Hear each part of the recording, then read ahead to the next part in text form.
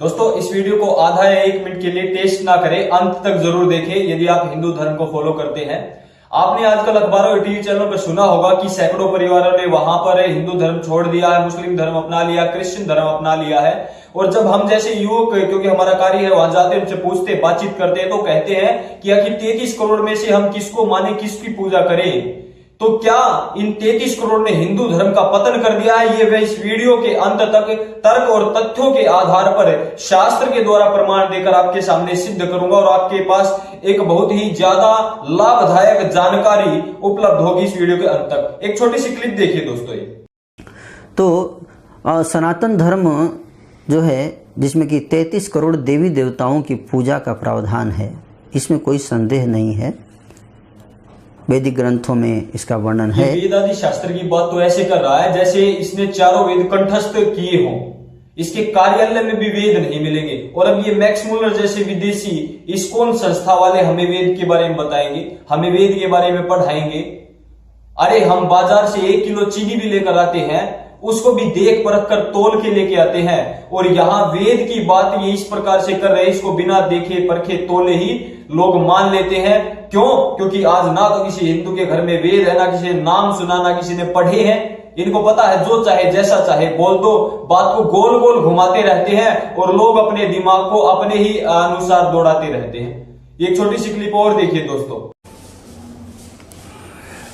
Government के अंदर इतने सारे मिनिस्टर काहे के लिए हैं? एक काफी है नहीं, जितने डिपार्टमेंट हैं उतने मिनिस्टर चाहिए। भगवान एक है, डेमाई गॉड ज्यादा है, देवता ज्यादा है, मंत्री ज्यादा है, प्रधानमंत्री एक। ये महाशय जी बातों से साइंटिस्ट ज्यादा लग रहे, धर्मगुरु कम।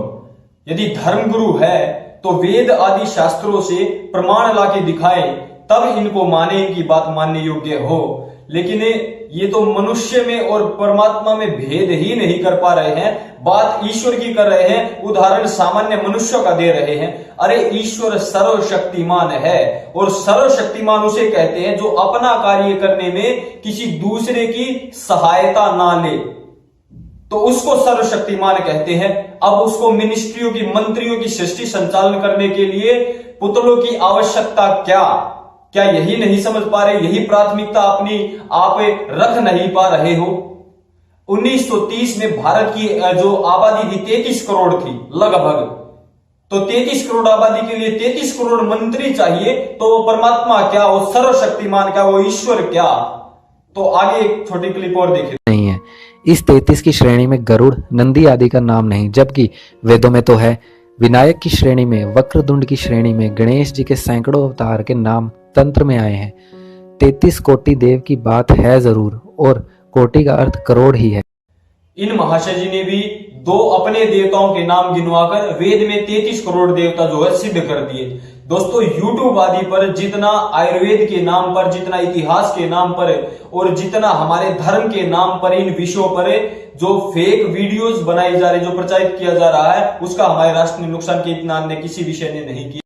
दोस्तों यहां से बड़ा ही महत्वपूर्ण विषय प्रारंभ होता है और आसानी से समझ में आने वाला विषय है। यदि एक राजा भोजन के समय बैठा हुआ है और अपने नौकर को आदेश देता है कि मेरे लिए सैंधव ले आ, और सैंधव के 2 अर्थ होते हैं, एक घोड़ा होता है और एक नमक होता है। और वो भोजन के समय पर घोड़े को लाकर खड़ा कर दे, और राजा जब वन में घूमने जा रहा है तब सैंधव मंगवाता है और उस समय नमक का डब्बा लाकर दे दे, तो उस नौकर को बुद्धिमान नहीं कहेंगे, मूर्ख कहेंगे।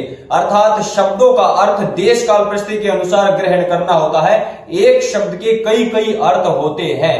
जो ये वेद का मंत्र आपके सामने नीचे दिख रहा होगा, इसमें जो 33 कोटि देवताओं का जिक्र आया है, वो 33 कोटि करोड़ और प्रकार, 2 अर्थ है। इसका अर्थ लिया जाएगा प्रकार के। ये सामान्य बात है, यहां करोड़ अर्थ नहीं लिया जाएगा, क्योंकि करोड़ असंभव है, असंभव नहीं है, ये हो ही नहीं सकता। तो इसमें 33 के विषय में बहुत ही गहरी बात है, बहुत ही उत्तम यहां पर चर्चा की गई है, साइंस की बात है, गूढ़ विषय है। तो इसमें 33 जो अवयव होते हैं प्रजा के लिए परमात्मा ने बनाए हैं, वो 33 अवयवों को जिस रूप में परमात्मा ने प्रजा को दिया है उसी रूप में उनको स्वच्छ, निर्मल और पवित्र रखते हुए हमें परमात्मा की उन 33 अवयवों से उपासना करनी है, उसकी पूजा करनी है, जो देवों का देव महादेव है। तो ऐसा इन 33 का अर्थ है। इसमें 33 करोड़ देवता कहां से आ गए? ये 33 अवयव है, पदार्थ है, जो देवों के देव महादेव ने, परमात्मा ने बनाए हैं। अर्थात ईश्वर तो एक ही है, 33 करोड़ कहां से आ गए ये समझ में नहीं आ रहा है। ये वेद का मैंने प्रमाण दिया है, लेकिन वो वेद की बातें ऐसे करते हैं जैसे सारे वेद पढ़ लिए हो, वेद से कोई प्रमाण नहीं दे पाते। क्यों? क्योंकि पता है कि जैसा कहोगे वैसा हम मानने वाले बहुत सारे मूर्ख घूम रहे इस समाज में। दोस्तों, मूल विषय पर दोबारा से आने का प्रयत्न करते हैं। तो ये 33 करोड़ की बात है, इसको तो हम समझ गए। ये 33 कौन से हैं? तो ये 33 में आते हैं दोस्तों 8 वसु, अर्थात वसाने वाले हैं हमें। एक है पृथ्वी, जिसको हम पंच महाभूतों में शामिल करते हैं। दूसरा है जल, अग्नि, वायु, आकाश। छठा है चंद्रमा, फिर है सूर्य और फिर है नक्षत्र। ये 8 वसु हैं, हमें वसाने वाले हैं, प्रजा को वसाने वाले हैं। इसके बाद है दोस्तों 11 रुद्र।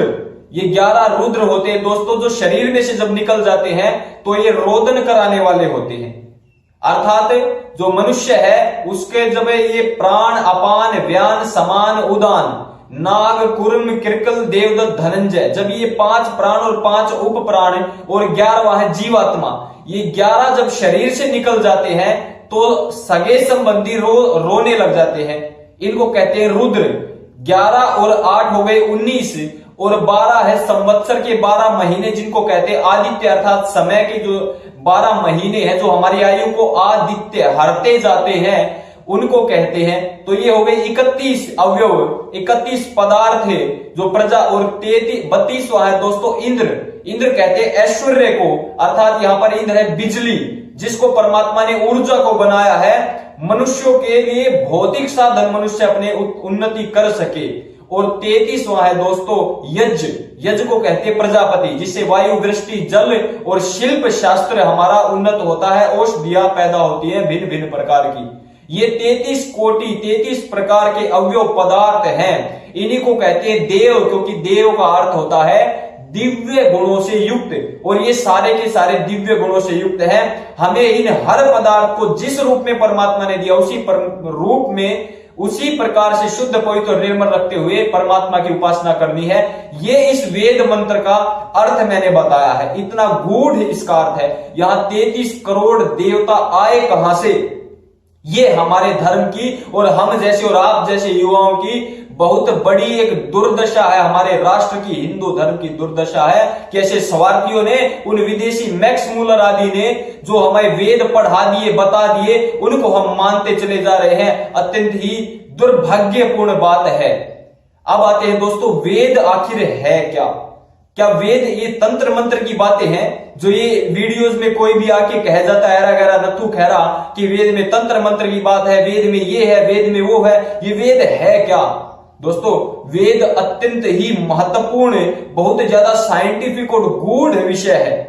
मैं आपको राजीव भाई का किसी ने व्याख्यान सुना होगा, उसमें से एक छोटी बात उसमें आई थी, विमान शास्त्र का कई बार उन्होंने जिक्र किया। दोस्तों, ये मेरे पास से विमान शास्त्र है, महर्षि भारद्वाज प्रणीत। इसको वेद से ही महर्षि भारद्वाज ने निकाला है, प्रारंभ से ही ये वेद के मंत्र प्रारंभ हो जाते हैं, जिसमें कहा गया है कि वेदों में विमान बनाने के बहुत ही जबरदस्त तरीके बताए गए हैं। और ये पुस्तक उसका साक्षात उदाहरण है। राजीव भाई का किसी ने सुना हो तो सबको पता है। और मैं राहुल आर्य कभी भी बिना प्रमाण के कोई भी बात नहीं करता। मैं जो बात करता हूं प्रमाण के आधार पर करता हूं, तथ्यों के आधार पर करता हूं। और ये आपको कहना चाहता हूं, 1971 में विमान शास्त्र बना, नासा आज इस पर लगा हुआ है। एक ऐसा विमान बनाने में, एक ऐसी धातु बनाने में जो अदृश्य हो, अर्थात वो दिखाई ना दे, उस पर लाइट पड़कर और हमारे पास रिफ्लेक्ट होकर ना आए तो वो दिखाई नहीं देगी वो धातु। वो इसमें हमने पहले बनाए हुए वेदों में कब आए, कब ये सृष्टि बनी, कब तक रहेगी, गैलेक्सी क्या, हम कौन है, क्यों है, कहां से आए, कहां जाएंगे, और अन्य साइंस, टेक्नोलॉजी, सभी प्रकार की विद्या वेदों में है। इसका किसी अन्य वीडियो में जिक्र करूंगा, इसका विस्तार से वर्णन करूंगा। अब वीडियो की ज्यादा लंबाई ना बढ़ जाए, इस वजह से मैं वीडियो को रोकने का प्रयत्न करता हूं। हमारा विषय जो है वो पूर्ण हुआ। यदि आपको वीडियो अच्छी लगी हो, तथ्य आपको समझ में आए हो, दिखाई दे गए होंगे प्रत्यक्ष, तो इसको अन्यों तक शेयर जरूर करें ताकि हमारे राष्ट्र का और हमारे धर्म का लाभ जरूर हो जाए और मेरा पुरुषार्थ परिश्रम भी सफल हो जाए। वीडियो को लाइक जरूर करें और चैनल आपका अपना यूट्यूब चैनल थैंक्स बात है, मैं आपका भाई राहुल आर्य हूं, चैनल सब्सक्राइब जरूर करें। धन्यवाद, नमस्ते जी, जय हिंद।